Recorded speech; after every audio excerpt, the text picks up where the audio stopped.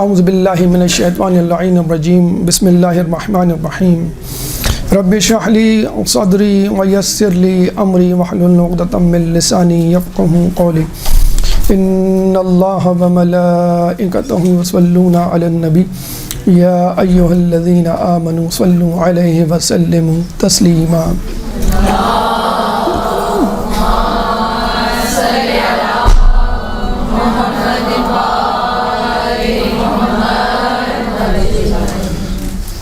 بیس جمادی الثانی ولادت شہزادی کونین جناب سیدہ فاطمۃ الزہرا سلام اللہ علیہا،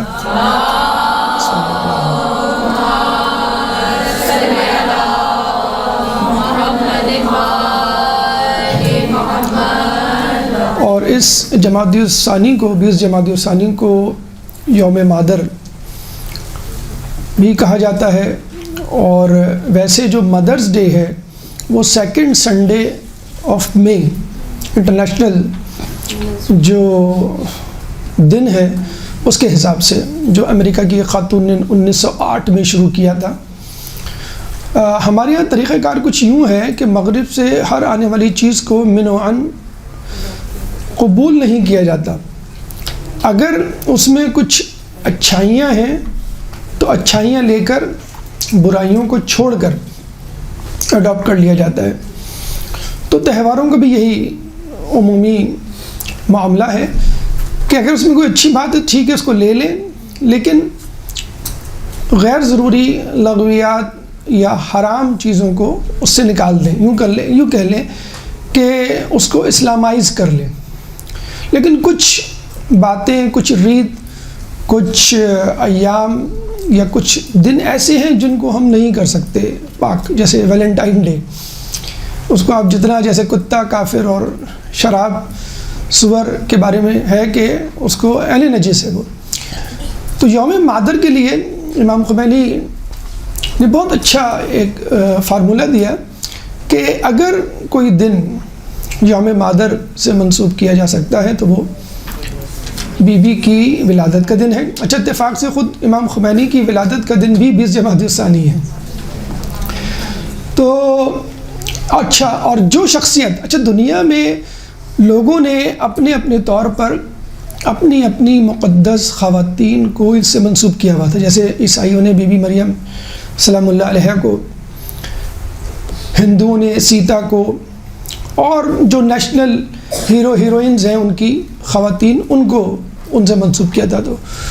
تو امام خمینی نے یہ کہا کہ چونکہ ہمارے نزدیک خواتین میں سب سے افضل خاتون، چاہے وہ پچھلے دور کی ہوں، چاہے اس دور کی، چاہے آنے والے، وہ بی بی ہیں، اور خود ہمارے چھٹے امام جعفر صادق علیہ السلام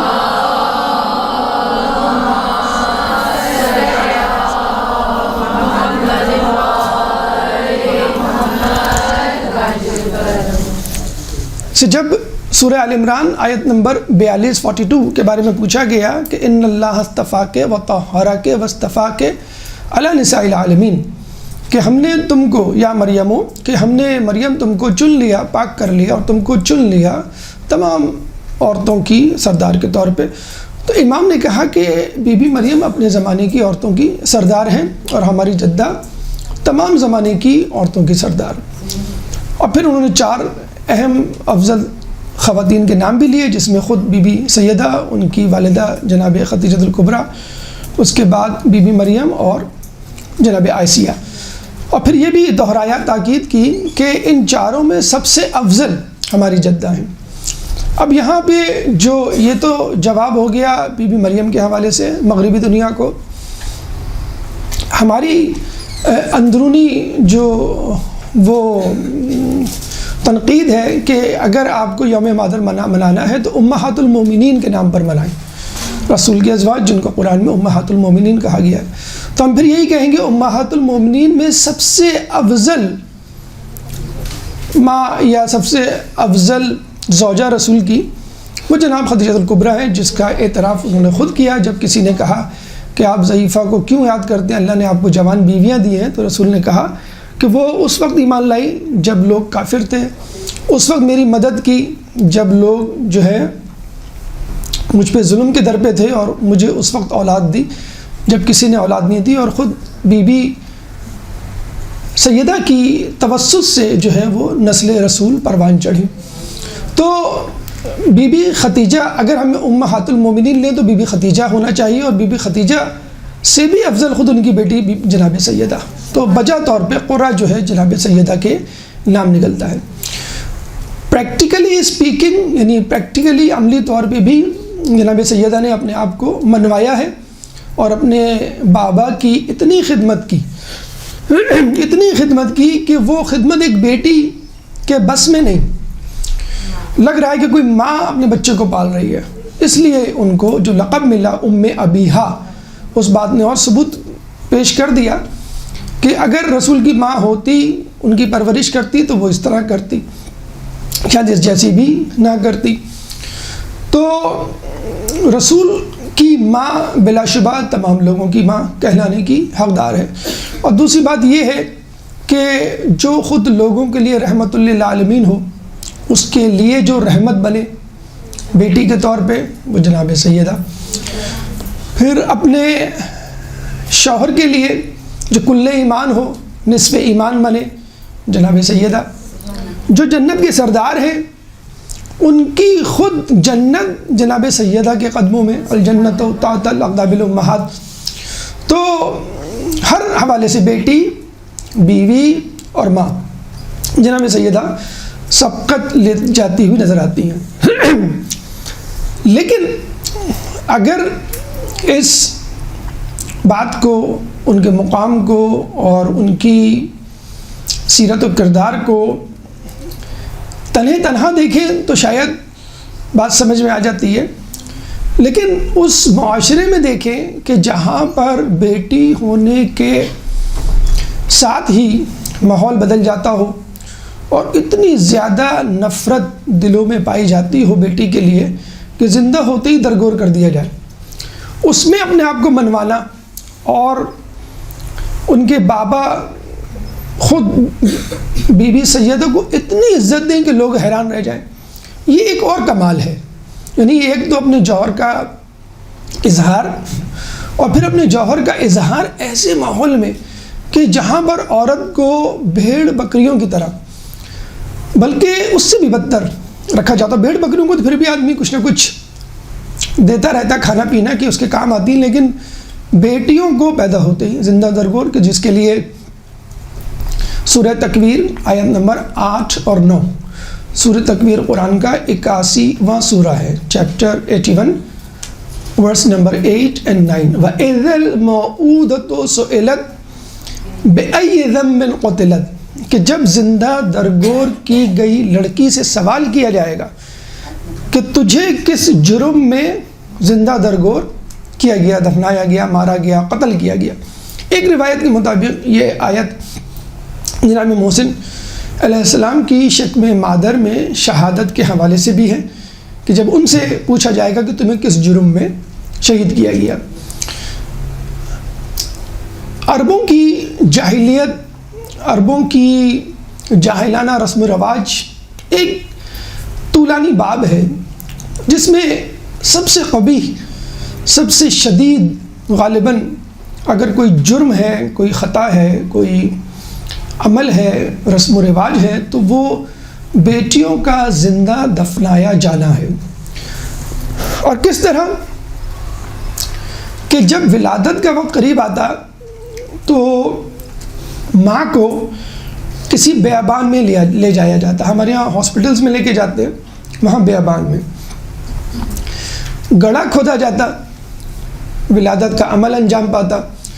اگر لڑکی ہوتی تو اسی گڑھے میں دفنا دیا جاتا، اور لڑکا ہوتا تو وہ گھر لایا جاتا۔ اس دوران ہمارے یہاں شوہر یا باپ بچی کا ہاسپٹل میں چکر لگا رہے ہوتے ہیں، وہاں پہ باپ یا عورت کا شوہر گھر سے فرار کر جاتا اور خبر آنے کا انتظار کرتا۔ اگر لڑکی ہوتی تو چھپتا چھپاتا پھرتا، کافی عرصے کے بعد جو ہے وہ منظر عام پر آتا۔ لڑکا ہوتا تو خوشی کے شادیانے بجا کر گھر تشریف لاتا۔ خیر ہمارے یہاں بھی کچھ معاملہ بہت زیادہ مختلف نہیں، بہت معذرت کے ساتھ، اس طرح تو بہرحال نہیں ہوتا، لیکن بہرحال فیشل ایکسپریشن بتا دیتے ہیں شوہر کے، ساس کے اور جو افراد خانہ ہوتے ہیں. اور پھر جو ہے وہ اگر لڑکا ہوتا تو اس کی پرورش ہوتی، لڑکی ہوتی تو زندہ درگور. 2 واقعات ناصر مکارم شیرازی نے سورہ نحل آیت نمبر 58 کے ضمن میں تفسیر نمونہ میں درج کیے ہیں.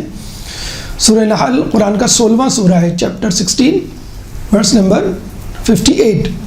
وَإِذَا بُشِّرَ أَحَدُهُمْ بِالْأُنثَىٰ، اب جب ان میں سے کسی کو لڑکی کی ولادت کی خوشخبری سنائی جاتی. دیکھیں بشرا، خوشخبری سنائی جائے تو کیا ہوتا ہے؟ چہرے پر فرحت کے آثار ہونے چاہیے. ظل وجهه مسودا، اس کا چہرہ سیاہ پڑ جاتا. وہو کظیم، اور وہ خون کے گھونٹ پی کے رہ جاتا. یہ رسپانس، یہ انسٹنٹ ریئیکشن ہوا کرتا تھا اس زمانے میں بیٹی کی ولادت پہ.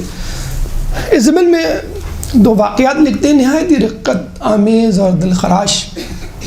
ایک شخص رسول کے پاس آتا ہے اور کہتا ہے یا رسول اللہ، کیا میرے تمام گناہ معاف ہو جائیں گے؟ اسلام لے آیا وہ تہ دل سے، خلوص نیت سے. رسول نے کہا کیوں نہیں، اللہ غفور الرحیم ہے. اس شخص نے دوبارہ سوال کیا، میرا گناہ تو بہت بڑا ہے. رسول نے کہا کیا تیرا گناہ اللہ کی بخشش اور رحمت سے بھی بڑا ہے؟ پھر اس نے اپنا گناہ بتانا شروع کیا کہ میں ایک دفعہ سفر میں گیا اور 4 سال بعد لوٹا. جب اپنے گھر آیا تو میں نے دیکھا ایک بچی میرے گھر میں 3 سال کی گھوم پھر رہی ہے، بالکل ایسے ہی جیسے کہ اس کا اپنا گھر ہو. میں پریشان، میں نے کہا یہ لڑکی کون ہے؟ اپنی زوجہ سے پوچھا تو اس نے کہا کہ یہ پڑوس کی بچی ہے، کچھ دیر بعد کھیل کے چلی جائے گی. دوپہر ہوئی، شام ہوئی، جب رات کا جھٹپٹا ہوا تو میں پریشان کہ بچی اسی طرح ہے جیسے اس کا اپنا گھر ہو. میں نے اپنی زوجہ سے کہا کہ سچ سچ بتائیے بچی کس کی ہے؟ تو میری زوجہ نے پھر سچ سچ بتایا کہ جب تم سفر پہ جا رہے تھے تو میں امید سے تھی تمہارے جانے کے بعد یہ بچی پیدا ہوئی. تو اب ظاہر سی بات ہے شوہر یا باپ تو تھا نہیں لڑکی کا، شوہر اس کی بیوی کا جو اس کو مارتا. بچی جو ہے وہ بچ گئی مرنے سے، زندہ درگور ہونے سے، اور اس کو جو ہے پرورش ہوئی. اب یہ شخص جو سنتا ہے تو سمجھ لیں کہ گویا انگاروں پہ ظل وجهه مسودا، انگاروں پہ گویا وہ تڑپ رہا ہو. کہتا ہے کہ مجھے پوری رات نیند نہ آئی. فجر سے صبح ہونے سے کچھ دیر پہلے بالآخر میں اپنے بستر سے اٹھی گیا. اس بچی کو اٹھایا اور اس کو کہا چلو نخلستان چلتے ہیں. وہ سمجھی نخلستان کا مطلب ہے مجھے گھمانے پھرانے کھلانے لے کے جا رہے ہیں. وہ لڑکی پیچھے پیچھے اپنے باپ کے چلتی رہی. باپ نخلستان جا کر وہاں پہ گڑھا کھودنا شروع کر دیتا ہے. اب یہ بچی سمجھتی ہے کہ یہ بھی کوئی کھیل ہے مٹی کا، تو وہ بھی اپنے باپ کے ساتھ گڑھا کھودنا شروع کر دیتی ہے، مٹی نکالنا شروع کر دیتی ہے. باپ بھی مٹی نکال رہا ہے گڑھے میں سے اور بیٹی بھی مٹی نکال رہی ہے. مٹی نکالتے نکالتے جب گڑھا کھد جاتا ہے تو یہ باپ، وہ آدمی شقی القلب، بچی کو بغل کے نیچے سے پکڑتا ہے اور زمین پر گڑھے کے اندر دے مارتا ہے. جب یہ وہ کہتا ہے تو رسول کی آنکھوں سے آنسو نکلنا شروع ہو جاتے ہیں. اور وہ بچی آہو بکا کر رہی ہے کہ بابا تم میرے ساتھ یہ کیا کر رہے ہو؟ بابا تم مجھے کیوں دفنا رہے ہو؟ کہتے ہیں کہ جلدی جلدی وہ مٹی ڈالنے لگتا ہے. مٹی ڈالنے میں کچھ مٹی اس کی داڑھی پہ لگ جاتی ہے تو وہ لڑکی اپنا ہاتھ نکال کر بابا کی داڑھی سے، اپنے باپ کی داڑھی سے مٹی ہٹاتی ہے. دیکھیں دفن ہو رہی ہے لیکن بیٹی ہے، بچی ہے، لڑکی ہے. یہ ہوتی ہے محبت اپنے باپ کے لیے ایک بیٹی کی کہ باپ مارنے پہ تلا ہوا ہے، منو مٹی تلے دفن کر رہا ہے، اور بچی جو ہے وہ چھوٹی اور حقیر مقدار بھی مٹی کی برداشت نہیں کر رہی کہ میرے باپ کی داڑھی میں لگ جائے. پھر وہ اس کو دفنا دیتا ہے. رسول جب یہ سنتے ہیں تو بے اختیار ان کے آنسو مسلسل جاری ہو جاتے ہیں. یہ شخص بھی رونے لگتا ہے اور پھر کہتا ہے کہ یا رسول اللہ کیا میری بخشش ہوگی؟ تو رسول اللہ کہتے ہیں اگر اللہ کی رحمت اللہ کے غضب پر غالب نہ ہوتی تو تجھ سے وہ ضرور انتقام لیتا. تو یہ وہ منظرنامہ اس زمانے میں رسول کے پاس آتے تھے، اپنے بوجھ کو ہلکا کرتے تھے، پھر رسول اللہ سے ایک ضمانت لے کے جاتے تھے کہ ہماری انشاءاللہ بخشش ہو جائے گی۔ ایک شخص قیس بن عاصم تمیمی قبیلے کا سردار رسول کے پاس آتا ہے، کہتا ہے کہ میں اپنا بوجھ ہلکا کرنا چاہتا ہوں اور چاہتا ہوں کہ اپنے گناہ کو آپ کے سامنے بتاؤں اور آپ مجھے ضمانت دیں اور تسلی دیں کہ میرا گناہ معاف ہو جائے گا۔ پھر وہ بتانا شروع کرتا ہے کہ میری ایک ایک کر کے 12 بیٹیاں ہوئیں اور میں نے 12 کی 12 بیٹیوں کو زندہ دفنا دیا۔ جب 13ویں بیٹی ہوئی تو میری زوجہ کسی طرح اپنے قبیلے چلی گئی اور وہاں پر بچی کو جنا اور گھر آ کے یہ کہہ دیا کہ بچہ مردہ پیدا ہوا تھا۔ مجھے بعد میں پتہ چلا کہ نہیں، بچی پیدا ہوئی تھی، زندہ پیدا ہوئی تھی، اور میں فوراً اس کے قبیلے کی طرف گیا، بچی کو لیا اور اس بچی کو بھی زندہ دفنا دیا۔ رسول اللہ نے بے اختیار کہا من لا یرحم لا یرحم، کہ جو رحم نہیں کرتا اس پر بھی رحم نہیں کیا جاتا۔ اب وہ شخص کہنے لگا یا رسول اللہ کیا میری بخشش ہو جائے گی؟ تو رسول نے کہا کہ تو جتنی لڑکیاں دفن کر چکا ہے اتنے ہی غلام آزاد کر، شاید تیرا گناہ اس کا بوجھ ہلکا ہو جائے۔ تو یہ وہ منظر نامے، وہ مناظر تھے اس زمانے میں کہ جو ہمیں بتلاتے ہیں کہ لڑکیوں کی، عورتوں کی اس زمانے میں کیا عزت و وقت تھی۔ لیکن اس زمانے میں بھی بنی ہاشم اور بنی ہاشم جیسے افراد دیگر قبیلوں میں موجود تھے کہ جو اس ظلم کے خلاف آواز اٹھایا کرتے تھے۔ فرزدق شاعر نام سنا ہوگا آپ نے، جس نے حشام بن عبد الملک کے سامنے چوتھے امام سجاد علیہ السلام کی اللہم صلی علی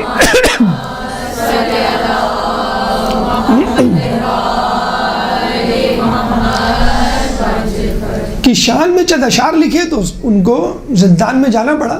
ان کے دادا صوصہ بن ناجیہ کے بارے میں ملتا ہے کہ وہ اپنے زمانے میں اس قبیح جرم کے خلاف آواز اٹھایا کرتے تھے اور کوشش کیا کرتے تھے کہ جو شخص بھی یہ کام کرے اس سے اس کی لڑکی کو خرید لیا جائے اور اس کو بچا لیا جائے۔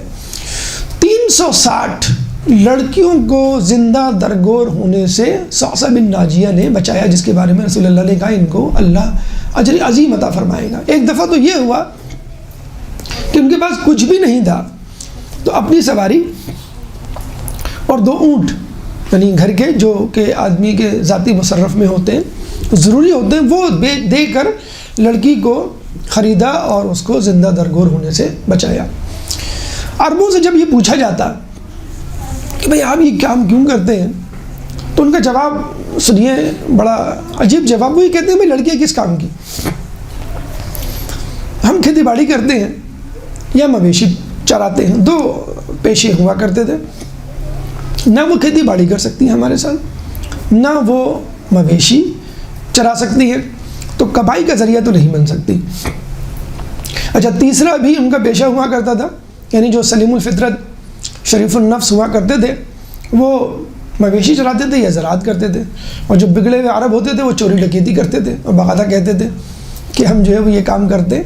تو انہوں نے کہا نہ یہ زراعت کر سکتی ہے، نہ مویشی چرا سکتی ہے، نہ ڈکیتیاں ہمارے ساتھ مل کے مار سکتی، بلکہ دشمن نے اگر ہم پر حملہ کر دیا تو عزت کا معاملہ، جنگ میں ہم ہار گئے تو کنیزی کا معاملہ، یہ ہم سے برداشت نہیں ہو سکتا۔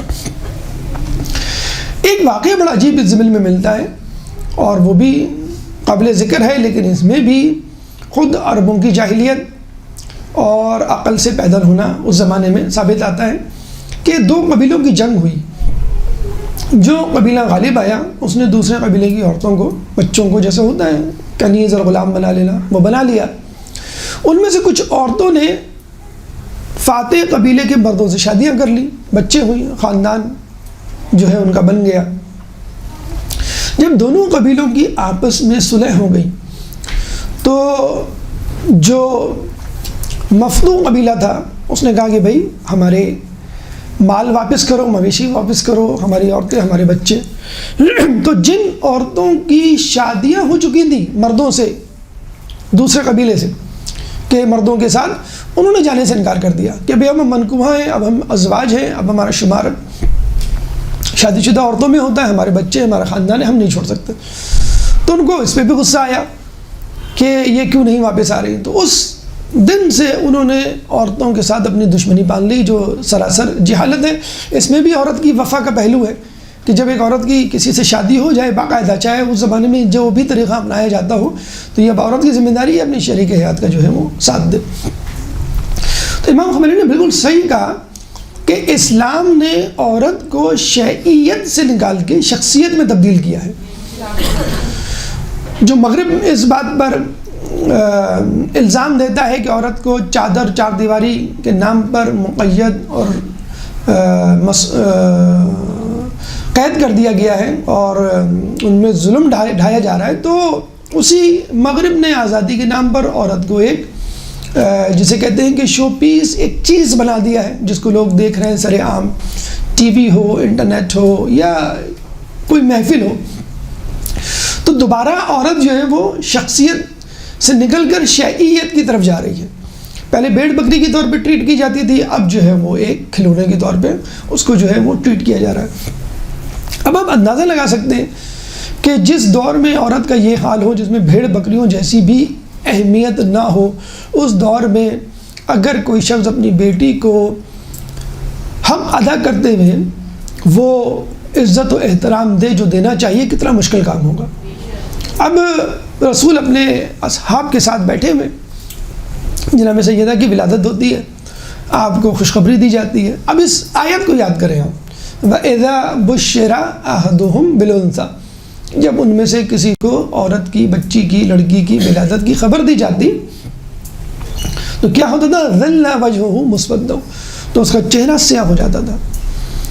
اب اصحاب بیٹھے ہوئے، ظاہر سی بات ہے ان میں وہ بھی افراد تھے جو نئے نئے مسلمان ہوئے تھے، کمزور، ابھی ان کا عقیدہ ایمان تھا، تو ان پہ اسی طرح کی اداسی اور غم، ویسا تو نہیں ایگزیکٹلی کیونکہ ان کے اپنے ہاں بچی ہونے کی خوشخبری نہیں تھی، تو ان کے چہرے غمزدہ ہو گئے۔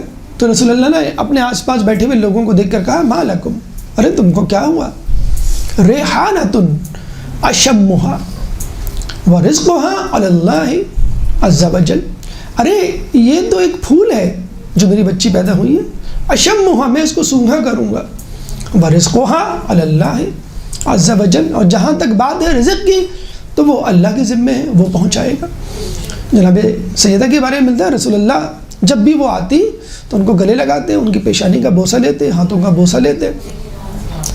ازواج میں سے کوئی یہ کہتا کہ آپ اتنی بڑی بچی کو گلے لگاتے ہیں، بوسہ لیتے ہیں، بڑا عجیب سا لگتا ہے، اب تو اس کی شادی ہو چکی، شادی ہونے کے بعد بھی جب وہ آتی تھی تو آپ فرماتے تھے ارے فاطمہ کے بدن سے مجھے جنت کے میووں کی خوشبو آتی ہے، جس کا خمیر اس سیب سے ہو جو کہ اللہ تعالیٰ نے جنت میں ایک پھل کو عطا فرمایا تھا، اور رسول اللہ کی دعوت کی تھی کہ آپ اس درخت کا میوہ کھائیں۔ جب رسول اللہ نے وہ میوہ کھایا تو وہ نور مطہر آپ کے صلب مطہر میں منتقل ہوا۔ تو یہاں پہ کسی نے کیا خوب کہا ہے کہ جس کو جنت کا پھل کھانے پہ نکالا جائے اس کو آدم کہتے ہیں، اور جس کو جنت کا پھل کھلانے پہ بلایا جائے اس کو محمد مصطفیٰ صلی اللہ علیہ وسلم۔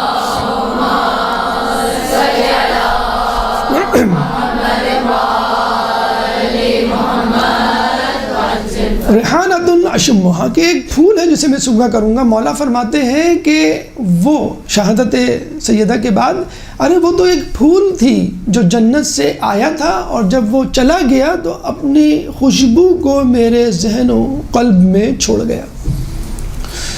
پھر اس کے بعد رزقھا، اس کا رزق اللہ کے ذمہ ہے، اللہ دے گا اس کا رزق۔ بی بی اپنا رزق تو چھوڑ دوسروں کا رزق لے کر آئی تھی۔ جب معلوم چلا جنگ خندق میں کہ بڑا بھوک کا عالم ہے، رسول اللہ بھوکے، 3 دن سے بھوکے تھے رسول اللہ، اس حالت میں وہ خندق کھود رہے تھے، جب کسی نے آ کے اپنا کپڑا اٹھا کے پیٹ دکھایا، اس پہ پتھر بندھا ہوا تھا کہ رسول اللہ میں بھوکا ہوں، پیٹ پہ پتھر ہے، تو رسول اللہ نے جب اپنا کپڑا ہٹایا تو اس پہ 2 پتھر بندھے ہوئے تھے، ان سے بھی زیادہ بھوکے تھے۔ جب پتہ چلا تو بی بی نے اپنے ہاتھوں سے روٹیاں پکائی اور تنہا اس خوف اور جنگ کے ماحول میں رسول کے پاس وہ روٹیاں دینے گئیں. یعنی اپنا رزق تو دور کی بات، اپنے بابا کا رزق بھی وہ لے کر آئی ہوئی. آپ کی وساطت سے اصحاب صفہ جو کہ مدینے کی مسجد کے چبوترے پہ بیٹھے ہوتے تھے، امیگرینٹ ہوتے تھے اس زمانے میں، جسے کہتے ہیں جیسے آج کل پڑھنے کے لیے کینیڈا امریکہ جاتا ہے آدمی، امیگریشن لیتا ہے، ہر کھانا پینا وہیں کے ہاسٹلس کی ذمہ داری ہوتی ہے. تو اصحاب صفہ کا کھانا پینا رسول اللہ کے ذمہ تھا. ظاہر سی بات ہے کون ان کو کھلاتا پلاتا. تو یہ جو ہم کہتے ہیں نا جناب سیدہ کی جو ہے وہ حالت یہ تھی کہ چکی پیستے پیستے ہاتھ میں چھالے پڑ جاتے. تو کیا اور عورتوں کے پاس چکیاں نہیں تھیں؟ اور عورتوں کے پاس کیا وہ کوئی سل بٹا یا گرائنڈر مشین تھی کہ جس کی وجہ سے ان کے ہاتھوں میں چھالے نہیں پڑتے تھے؟ آپ ہی کے پڑتے تھے. یہ تو کوئی نئی بات نہیں ہے. چکی سب کے پاس تھی. سب چکی ہی سے گندم کو جو کو پیس کے آٹا بناتے تھے. جی نہیں، وہ 200 روٹیاں جو اصحاب صفہ کو جاتی تھیں روزانہ کی بنیاد پر، اس کی وجہ سے ان کے جسے کہتے ہیں کہ ہاتھوں میں جو ہے وہ چھالے پڑتے تھے. کبھی کبھی تو ایسا ہوتا تھا کہ آپ اور مولا علی مل کے چکی چلا رہے ہوتے تھے، یعنی اتنی تھک جاتی تھی. تو رسول اللہ ایک مرتبہ آئے تو کہا کہ بیٹا تم جو ہے وہ بیٹھ جاؤ، بچوں کو سنبھالو، مجھے چکی چلانے دو. اور پھر مولا علی رسول اللہ خود جو ہے وہ چکی چلایا کرتے تھے. تو اپنا رزق، اپنے بابا کا رزق، لوگوں کا رزق، امت کا رزق.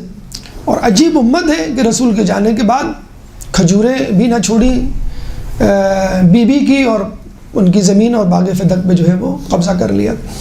تو رسول نے کہا ارے وہ تو ایک پھول ہے جسے میں سونگا کروں گا، اور رزق اللہ کے سالے ذمہ ہے.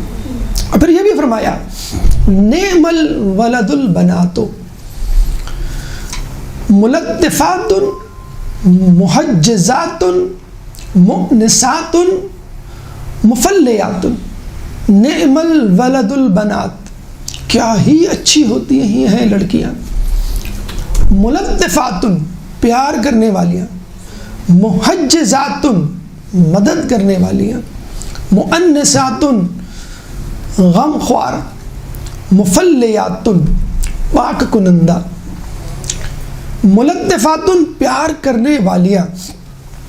آپ پاکستان کا معاشرہ دیکھ لیں، پاکستان سے باہر انگلینڈ امریکہ کا یعنی اسلامی یا غیر اسلامی معاشرہ دیکھ لیں، دونوں میں بچیوں کو سب سے زیادہ پیار ہوتا ہے اپنے ماں باپ سے. ابھی انگلینڈ میں باقاعدہ ایک ریسرچ ہوئی کہ بچے عموماً جب گھروں سے چلے جاتے ہیں، یعنی 18 سال ہو گئے یا شادی ہو گئی، تو کون ماں باپ کی کیئر کرتا ہے اس کے بعد پوچھتا ہے، تو پتہ چلا کہ لڑکیاں، بیٹیاں.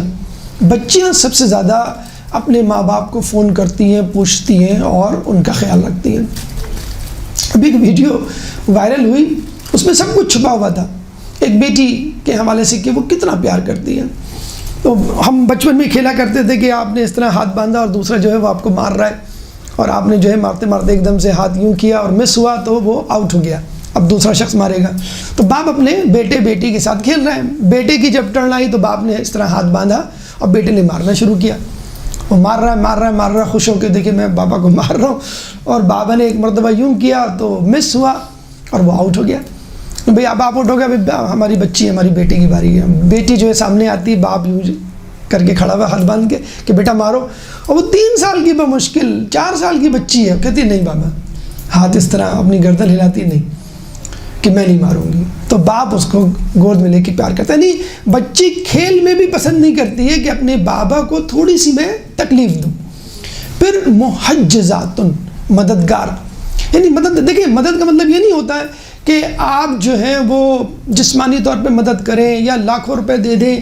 مدد ہمیشہ حصہ بقدر جسہ ہوتی ہے، جس کی جو استطاعت ہے. لیکن بچیوں کو، بیٹیوں کو دیکھا گیا ہے کہ اپنی استطاعت سے زیادہ دعویٰ کرتی ہیں اور کوشش کرتی ہیں کرنے کی، ان کو روکا جاتا ہے باقاعدہ. ایک بڑا عجیب قصہ کہیں سنا میں نے، لکھا ہوا پڑھا کہ ایک شخص کا انتقال ہو جاتا ہے. ہمارے جیسا ہے کہ جب میت کو اٹھایا جاتا ہے تو پوچھا جاتا ہے بھئی میت کے حوالے سے کوئی حق، کوئی قرض ہو تو بتا دیں تاکہ دفنانے سے پہلے جو ہے وہ معاملہ ختم ہو سکے. تو ایک شخص ہاتھ کھڑا کر کے کہتا ہے کہ مرحوم کے اوپر میرے 15 لاکھ روپے ہیں. یعنی مرحوم جو گزر گئے ان کو مجھے 15 لاکھ دینے دیں. کون دے گا؟ اب لوگ جو ہے وہ بیٹوں کی طرف دیکھ رہے ہیں، بیٹے جو ہے وہ نظر جھکا کے کھڑے ہوئے ہیں۔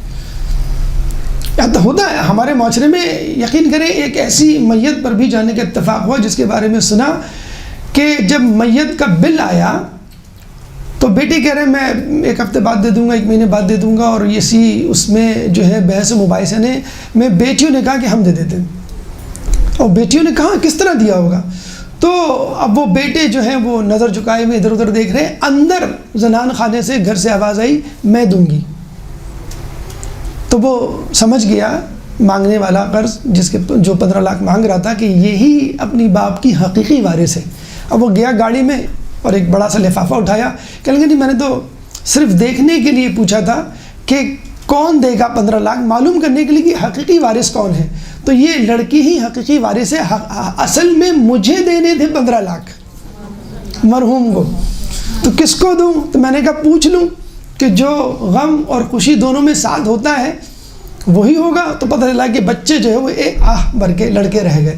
تو اس لڑکی نے اس کی سکت نہیں تھی، لیکن اس نے پھر کہا کہ نہیں، پھر بھی کہا کہ ہاں میں اپنے ذمہ لیتی ہوں۔ یہ ہوتی ہے جسے کہتے ہیں محجزات، مؤنسات، غم خوار، غم کو ہلکا کرنے والی۔ اب آپ دیکھ لیجئے اپنے معاشرے میں، اپنے گھروں میں، اپنے آس پڑوس میں کہ جب ماں باپ بیمار پڑتے ہیں تو سب سے زیادہ فکر مند کون ہوتی ہے؟ اگر موجود نہیں ہوگی گھر میں تو 10 مرتبہ فون کرے گی، بھائی جو ہے وہ تنگ آ جاتے ہیں کہ بھئی کتنی مرتبہ فون کرو گی، بتا تو دیا ہے کہ ٹھیک ہے یہ ہے وہ ہے، کہیں چلی جائے ماں زیارت پہ، عمرے پہ، یا کسی بھی بیرون ملک کوئی حادثہ ہو جائے، مثلا جب جیسے حج پہ ہو گیا تھا تو فکر ہوتی ہے کہ میری ماں کیسی ہے، جب تک خبر نہ مل جائے وہ جسے کہتے ہیں کہ اطمینان سے نہیں بیٹھتی۔ مفلیات، پاک کنندہ، پاک کرنے والی، یعنی گناہوں سے پاک کرنے والی۔ کس طرح؟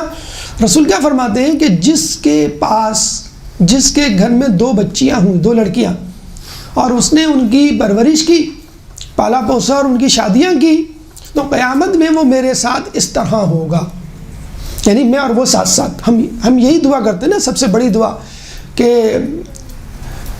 ائمہ کا، انبیاء کا، رسول کا پڑوسی بنا، یعنی جنت تو ملے لیکن پڑوس ملے، جیسے موسیٰ کا پڑوسی جو ہم کہتے ہیں، تو کیا ہی بات ہوگی، VIP سٹیٹس۔ تو اس طرح ہوں گے، کچھ بھی نہیں کرنا۔ دیکھیں آپ کو ان بچوں کی پرورش کرنی ہے اور ان کی شادی جو ہے وہ وہاں پہ کرنی ہے۔ تو اگر آدمی ان کی پرورش شکوہ شکایت کے ساتھ کرے کہ میرے بھائی کو تو لڑکے دیے، اللہ نے مجھے لڑکیاں دیں، یا معاشرے میں تو یہ ہے اور مجھے جو ہے اللہ کو میں ہی ملا تھا وغیرہ وغیرہ، تو سارا ثواب آپ کا زائل ہو جائے گا۔ دیکھیں پرورش تو آپ کو کرنی ہے ہر صورت میں، وہ کسی اور کے ڈسپوزل پہ نہیں ہوں گی۔ تو جب آپ کو کرنی ہے تو آپ اس نیت سے کر لیں کہ رسول اللہ کے ساتھ میں کھڑا ہوا ہوں گا۔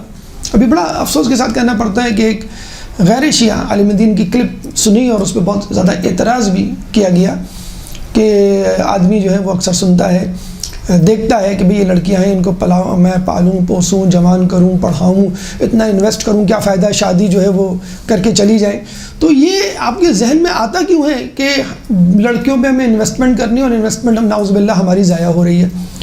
خواتین، لڑکیاں، بیٹیاں، یہ آپ کی نرسری ہے، یہ آپ کا اسکول ہے، یہ آپ کی اولین درسگاہ ہے۔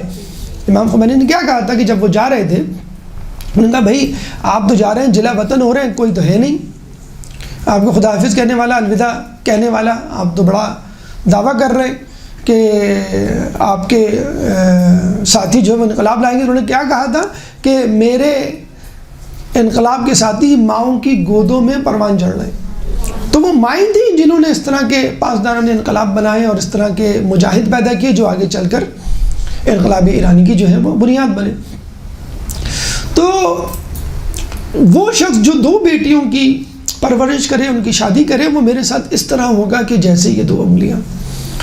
تو کہنے کا مقصد یہ ہے کہ عرب جس معاشرے میں رہ رہے تھے، اس معاشرے میں رسول اللہ کا اس طرح کہنا کہ بیٹی ہے، پھول کی طرح ہے، رزق اللہ کے ذمے ہے اور میرے ساتھ ہوگا وہ شخص جو بیٹیوں کی، بہت بڑی بات تھی۔ پھر رسول فرماتے ہیں اگر کوئی شخص بازار جاتا ہے اور وہاں پر اپنے اہل خانہ کے لیے کوئی چیز خریدتا ہے، تحفہ خریدتا ہے، بالکل ایسا ہی ہے کہ جیسے اس نے کسی مظلوم کی داد رسی کی اور اللہ کی راہ میں خیرات کی، یعنی اتنا اس کو ثواب ملے گا، حالانکہ وہ اپنے گھر کا کام کر رہا ہے۔ عموماً یہ ذہنوں میں ہمارے نہیں ہوتا کہ ہم گھر والوں کے لیے کوئی چیز خریدیں، گھر والوں کے ساتھ بیٹھیں، گھر والوں کے ساتھ کھائیں، تو لوگ کہتے ہیں یہ تو اپنے گھر والوں کے لیے کر رہا ہے، کوئی نیکی تھوڑی نہیں. بالکل ایسا ہی ہے کہ جیسے آدمی کسی مظلوم کی داد رسی کرے، خیرات کرے، کسی غریب کو کھانا کھلائے یا تحفہ دے کسی مسکین کو یا ضرورت مند کو. پھر رسول فرماتے ہیں کہ دیکھو جب کوئی چیز گھر میں لاؤ تو سب سے پہلے بیٹی کو دینا. ہمارے یہاں کیا ہوتا ہے، بیٹا اس بھگونے سے لینا، اس پلیٹ سے مت لینا، وہ جو پلیٹ ڈھکی ہوئی رکھی ہوئی ہے اس میں جو برگر ہے وہ تمہارے بھائی کا ہے، وہ آئے گا کھائے گا، نہیں ملے گا تو شور مچائے گا. تو بچی کو سالن، شوربہ، یخنی، دال، سبزی، اور بیٹوں کو VIP اسپیشل جسے کہتے ہیں کہ کھانا. تو رسول کیا فرما رہے ہیں کہ جو شخص بازار جائے واپسی میں کچھ لائے تو سب سے پہلے بیٹیوں کو دے. اور اجر کیا بتایا، بیٹی کو خوش کرنے کا اجر ایسا ہے جیسے اولاد اسماعیل سے ایک غلام آزاد کرنے کا ثواب. اب آپ گفتگو سے کریں، اللہم صلی علی،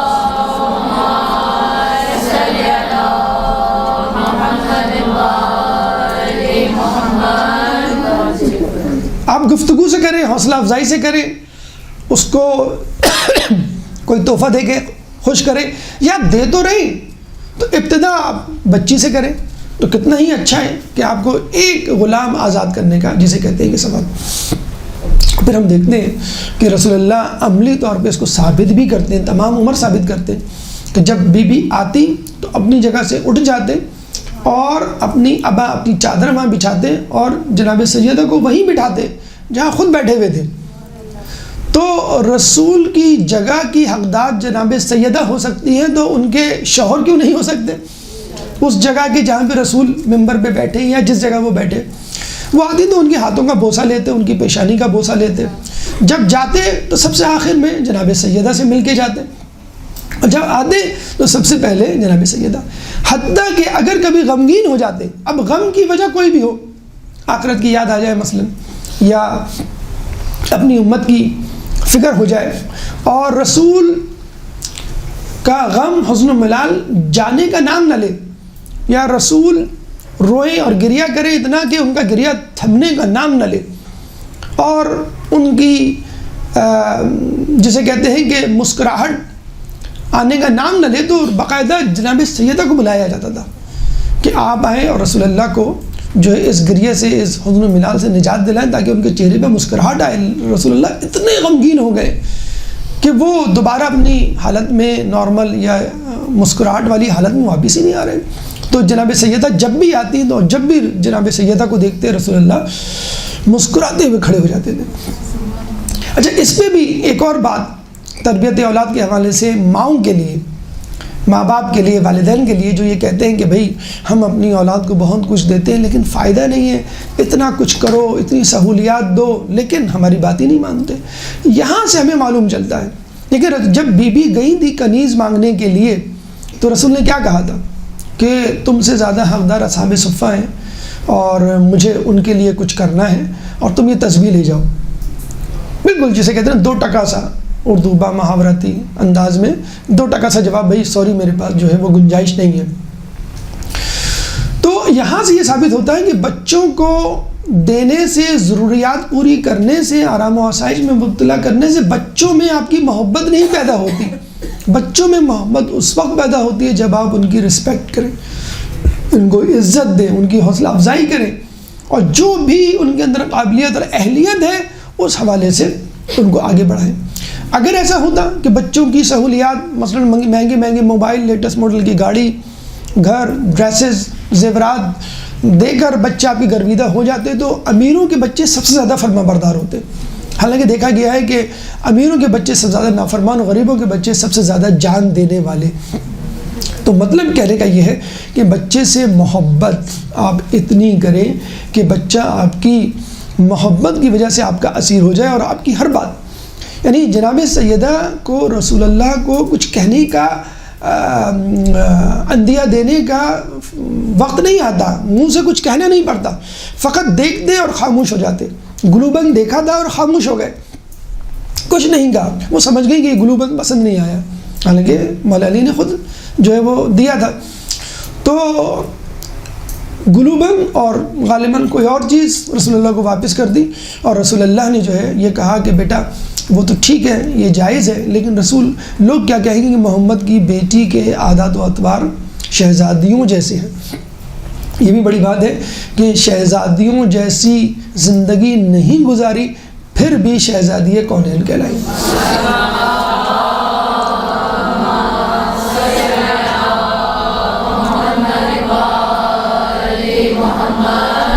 بس ہمارا یہی پیغام یوم مادر کے موقع پر، جناب سیدہ کی ولادت کے موقع پر، کہ بیٹی کے پیدا ہونے پر منہ نہ بنایا جائے، خصوصی طور پہ ساس، سسر، نند، لڑکے کی جو رشتہ دار خواتین ہوتی ہیں عموماً ان پہ زیادہ اثرات ہوتے ہیں، وہ خدا را اس سے بچیں۔ خود مائیں اپنے طور پر یہ نہ کہیں کہ لڑکا پیدا ہوا ہے تو ٹھیک، اگر لڑکی پیدا ہوئی تو میں اپنے شوہر کو یا اپنے لوگوں کو کیا منہ دکھاؤں گی۔